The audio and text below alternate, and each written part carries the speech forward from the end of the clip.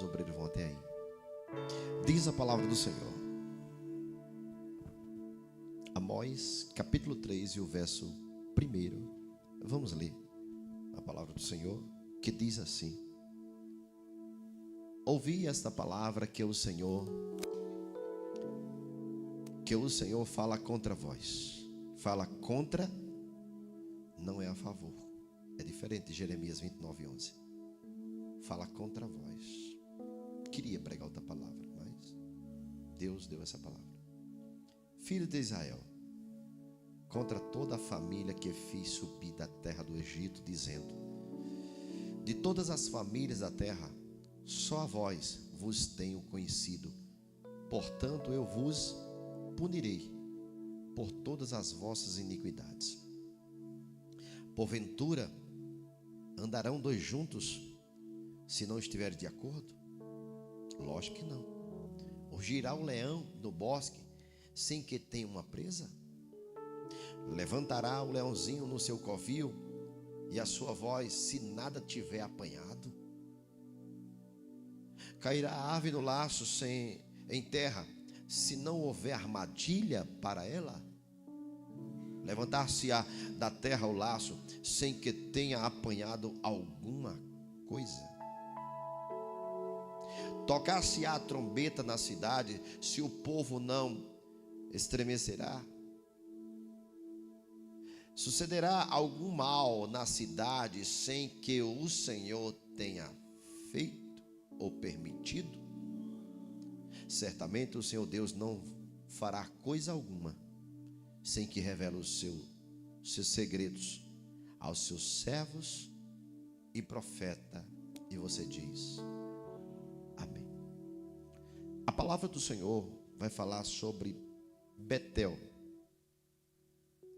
No momento que o Senhor declara para todo o povo e diz assim: prepara, povo, para teu encontro com Deus. E nesse momento, Betel é uma congregação, e você sabe muito bem, quando Jacó ele faz o volta a Deus, ele volta da terra, e tão somente ele é abençoado e ele faz a promessa sobre aquela pedra, e ali ele constrói a Betel. Betel é o lugar de congregação, de sacrifício, aonde o povo iria adorar a Deus. Ali o povo levava o cordeiro, e tão somente quando o povo levava o cordeiro era degolado, o povo via ali o cordeiro sendo degolado, e tão somente quando era degolado o cordeiro, trazia aquele sentimento que quem era para ser degolado era aquela pessoa. Por conta de quê? Por conta dos seus pecados, das suas falhas, que muitas vezes cometia. O povo estava indo para a igreja, estava indo para a congregação, sacrificava, mas o povo não tinha um respeito pela casa do Senhor. O povo não tinha temor mais pela casa de Deus. O povo já não tinha mais aquele prazer de adorar. Ia simplesmente por um costume ou uma cultura que já tinha se enrustiçado no seu coração e na sua mente. O maior problema de um crente é quando ele se acostuma com a igreja e deixa aquele momento virar uma rotina ou uma prática cultural. Esse é o maior problema. Quando você veio pela primeira vez na igreja, você vem, sente aquela alegria, sente o prazer, sente até a presença do Espírito Santo, mas no decorrer da caminhada parece que você não zela. É como um relacionamento que você não cuida, é como uma amizade que você não preserva, é como uma planta que você não rega, é simplesmente a falta de cuidado espiritual que não existe mais. Entenda que estamos falando de coisas materiais, que tem gente que é metódico para cuidar de uma planta, não esquece de aguá-la. Tem gente que é metódico tão somente de preservar uma amizade, e todos os dias liga para fulano e diz: tudo bem, fulano, lembrei de você, hoje eu vou levar um chocolate, hoje eu vou levar uma pipoca, só para preservar e manter aquela amizade. Está tudo bem contigo? Isso são cuidados que você tem, carinho, apreço e, acima de tudo, respeito. Quando você tem isso, então entenda que isso vai por longos anos caminhando e mantendo a mesma essência. Vai manter a mesma essência. Betel já não tinha a mesma essência de adoração. Betel tinha uma cultura. Betel estava simplesmente vindo adorar a Deus, mas, como diz a palavra do Senhor, o povo falava da boca para fora o nome do Senhor, mas o seu coração estava longe. Já não tinha mais aquela essência, aquela sede de buscar. Já não tinha mais aquele primeiro amor. Se preocupou com muitas coisas, mas não se preocupou em manter o respeito na casa do Senhor. Não se preocupou em manter simplesmente a qualidade espiritual de estar na presença de Deus. E o que foi que aconteceu? Aconteceu que na caminhada, quando você não tem cuidado na vida espiritual, ela começa a declinar. É bom quando mantém, ou quando acende. Mas quando a caminhada espiritual ela começa a declinar, primeiro ponto, começa a colocar defeito na igreja, no pastor. Quando você começa a declinar, você começa a ver defeito em tudo. E isso é o primeiro sinal que você não pode enveredar por esse caminho. Esse é o caminho que o diabo quer que muitos caminhem. Então entenda, Betel estava adorando ao Senhor, mas já não tinha mais a mesma essência, a fome de estar glorificando, cantando para o Senhor, porque enquanto cantava, outros estavam mais preocupados e cutucando fulano do lado e dizendo: ó a roupa que ele veio, ó a roupa que ela veio. Estava mais preocupado com os detalhes dos outros do que com a essência do culto.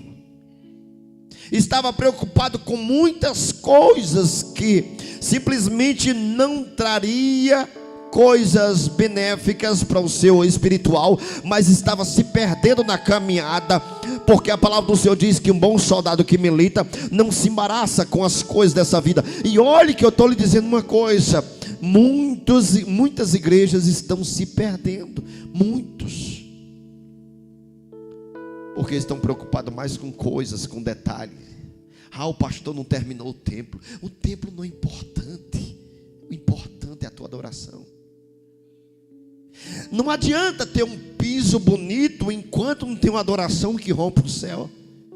Não adianta ter um bom templo cheio de luz enquanto não tem uma sinceridade, porque a palavra do Senhor diz que a adoração sincera Deus recebe, mas a adoração só de emoção não adianta.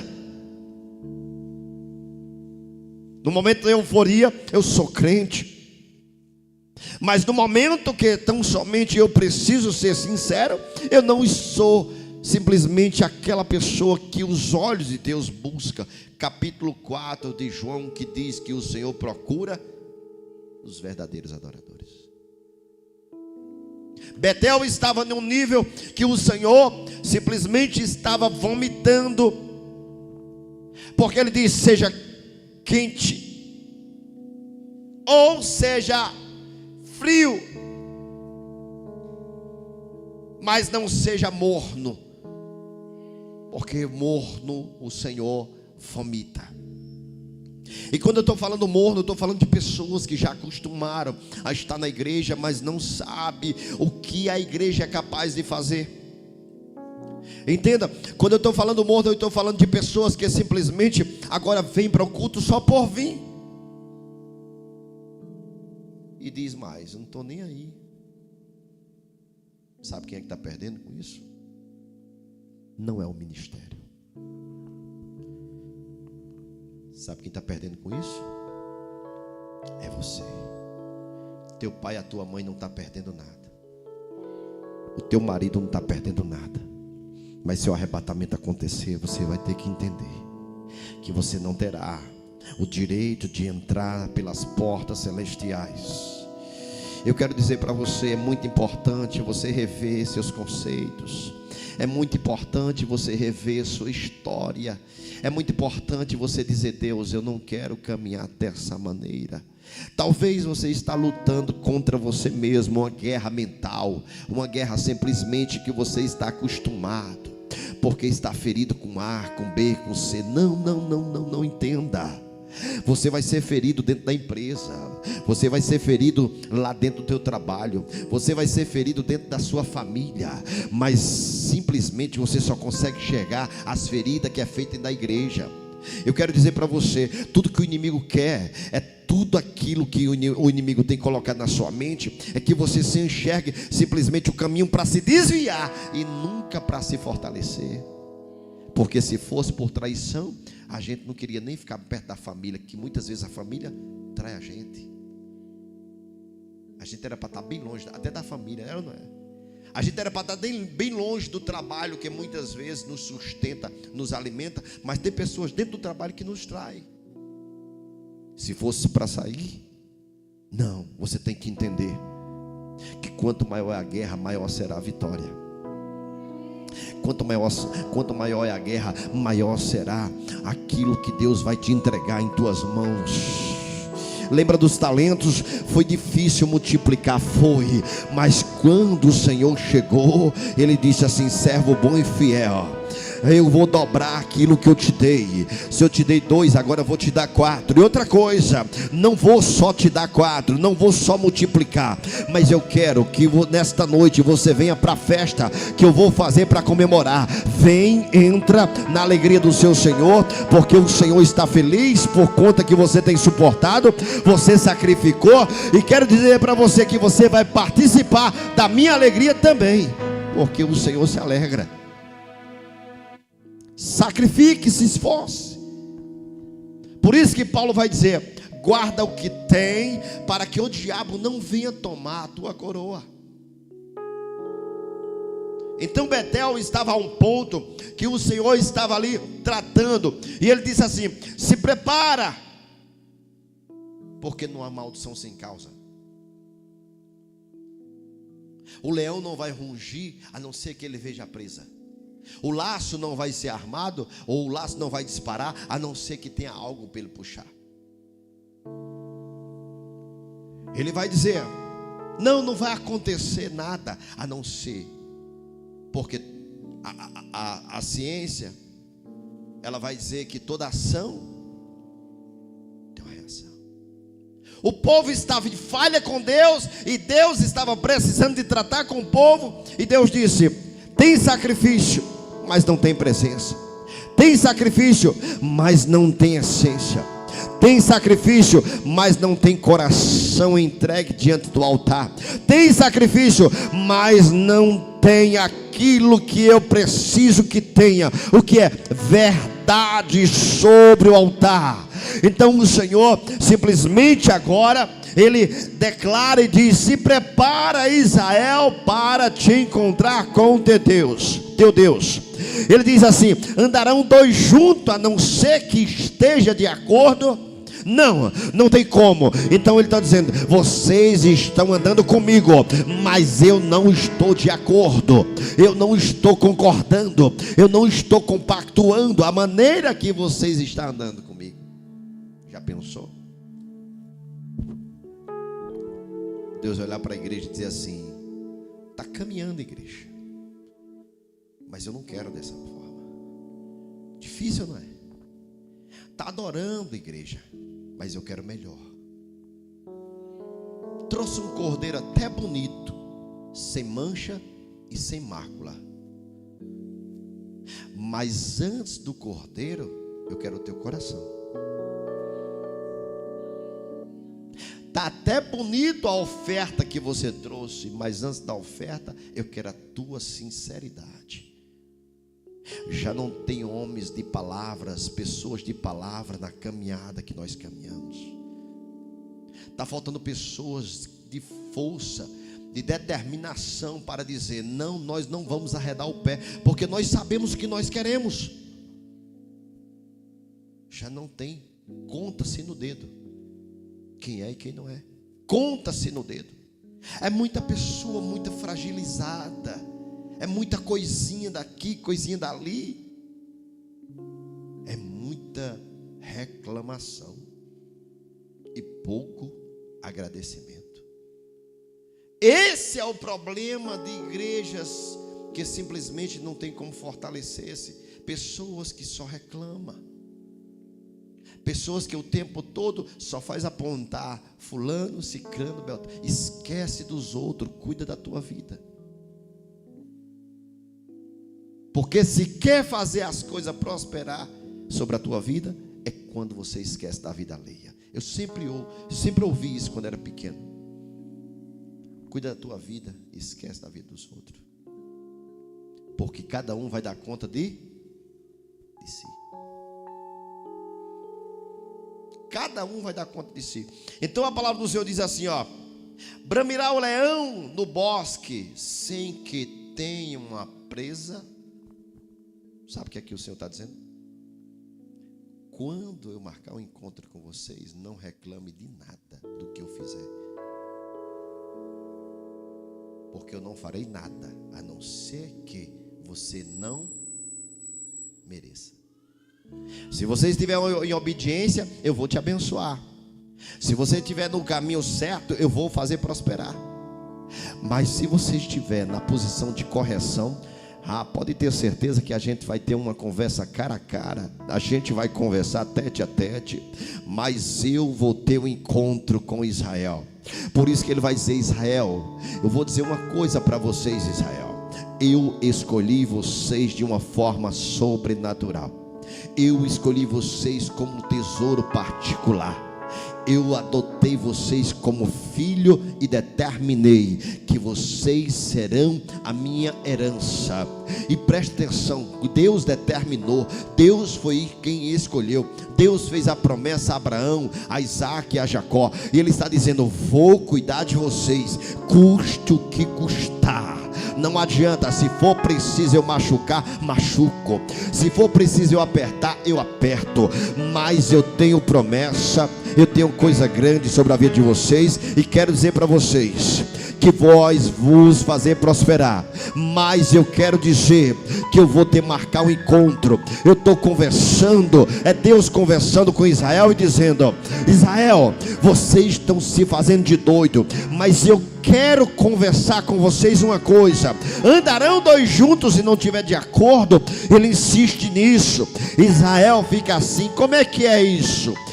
Você sabe como é que dois vai estar juntos num propósito só, a não ser que esteja dialogando, intimidade, trocando ideias, mostrando. E outra coisa, muitas vezes cedendo a simplesmente aquilo que ele falou, e muitas vezes cedendo aquilo que eu falei. Então entenda, aí sim estão de acordo. Andarão dois juntos se não tiver de acordo? Não, porque se não tiver de acordo, dá briga, dá confusão, dá contenda, dá pensamento errado, dá tudo. Então ele vai dizer: reino dividido não subsiste, reino dividido não cresce, reino dividido não chega a lugar nenhum. Casa que não tem união, não tem como acontecer as coisas.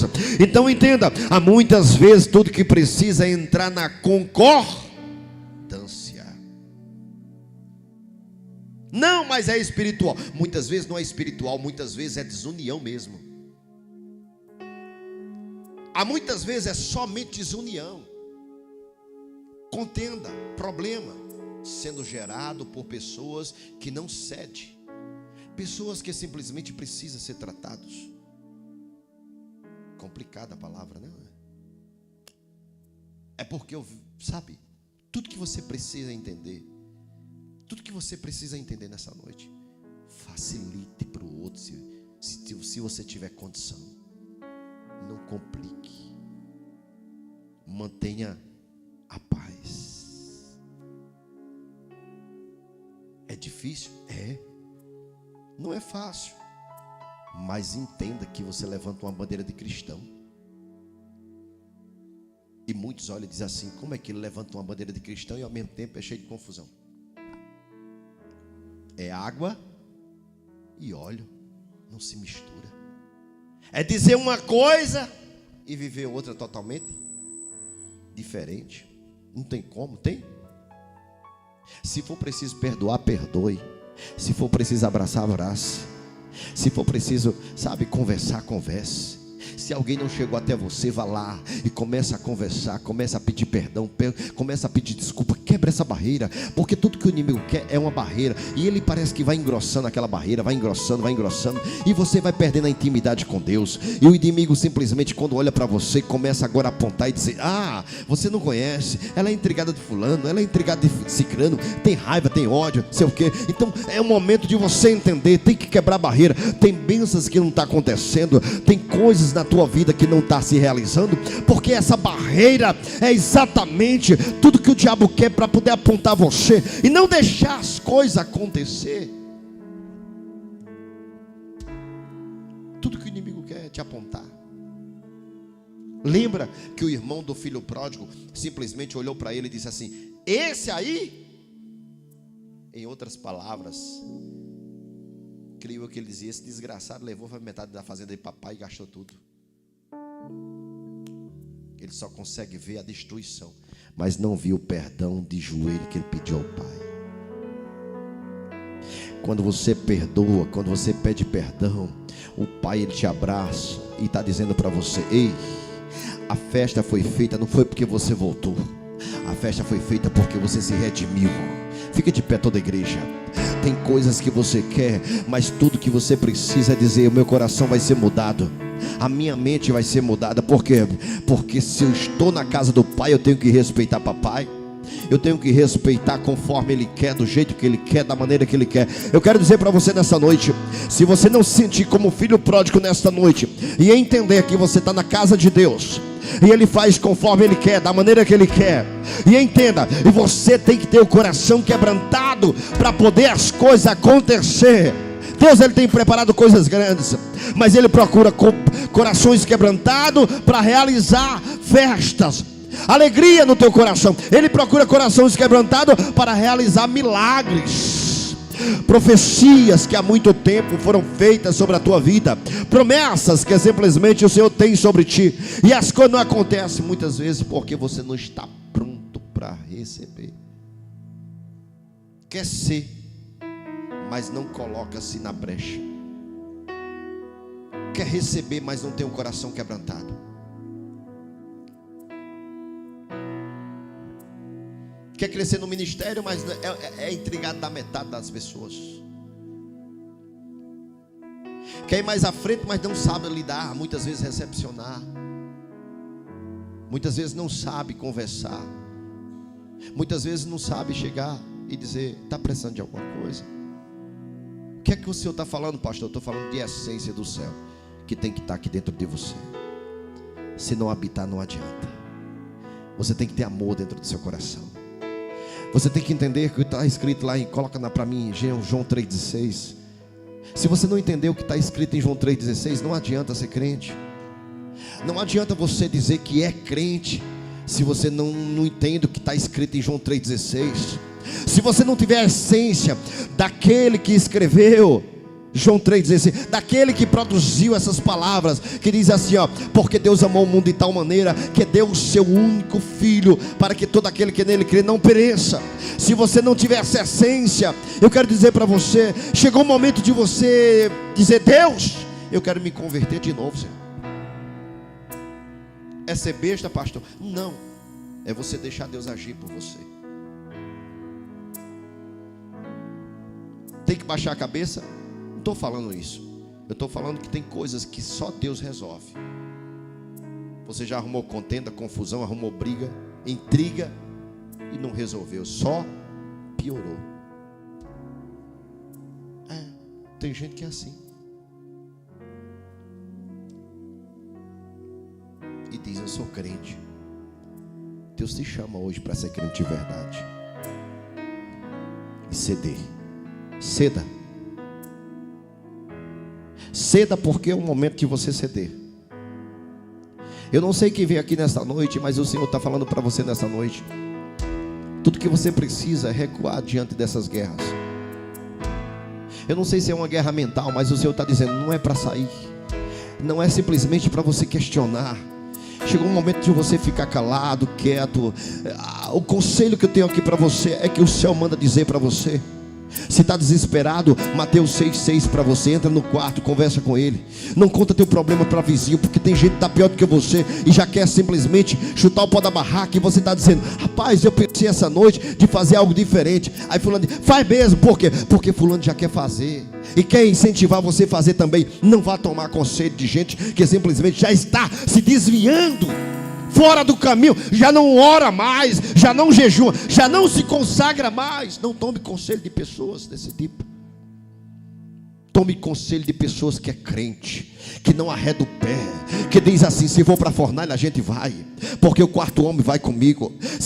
Tome conselho de pessoas que simplesmente dizem assim, não importa, estão se levantando contra mim, mas é porque eu estou crente.